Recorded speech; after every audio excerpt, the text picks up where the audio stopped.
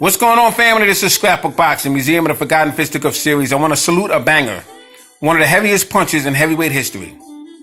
They call him the Big Cat, Cleveland Williams. He was born June 30th, 1933 in Griffin, Georgia. He died September 3rd, 1999 at the age of 66 in Houston, Texas. Now, he had a fighting career record of 78 wins, 58 knockouts, 13 losses with 1 draw.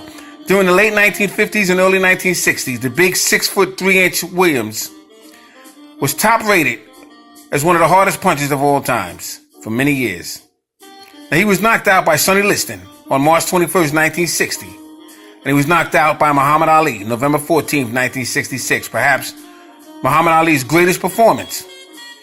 One of the greatest combination punches that I have seen by a fighter in my years of watching boxing. Perhaps close to Sugar Ray Leonard and Davy Boy Green, or Sugar Ray Robinson and Hand Stretch. Needless to say, Eddie Machen, on July 10th, 1962, Cleveland Williams was held to a draw in that fight. And he lost on the decision to Ernie Terrell. He was stopped in 7 rounds in 1962. So that took him out of heavyweight contention, that draw with Eddie Machen. But he would face fighters such as Ernie Terrell, Johnny Holman, Wayne Bether, Sonny Banks, Todd Herring, Young Jack Johnson, Dick Richardson, Sonny Liston, Terry Daniels, Curly Lee, Eddie Machen. 2003 Cleveland Williams was ranked 49th in the ring's top 100 greatest punchers of all time. Big George Foreman, who sparred with Cleveland Williams, said that he was one of the hardest punchers that he has ever faced in his entire life.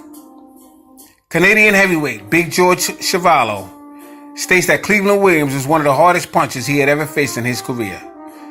You see, Cleveland Williams was 38 years of age when he lost a 10-round decision to George Chuvalo over 10 rounds at the Houston Astrodome in Texas in November 1971.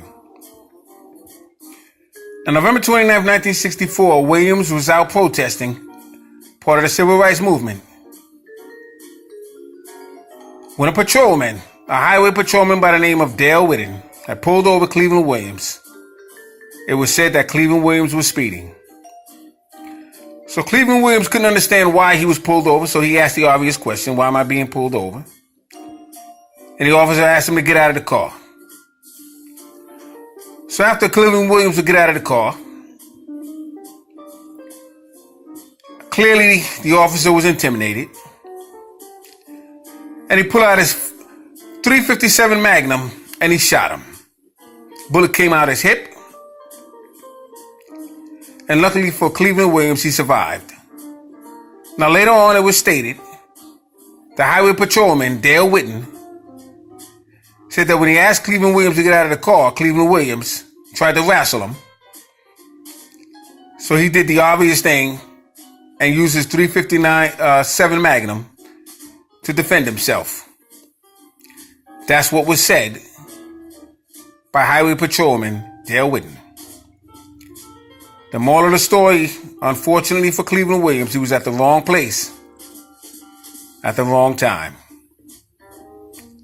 So I just wanted to shout out one of the hardest heavyweight punches in the history of the game.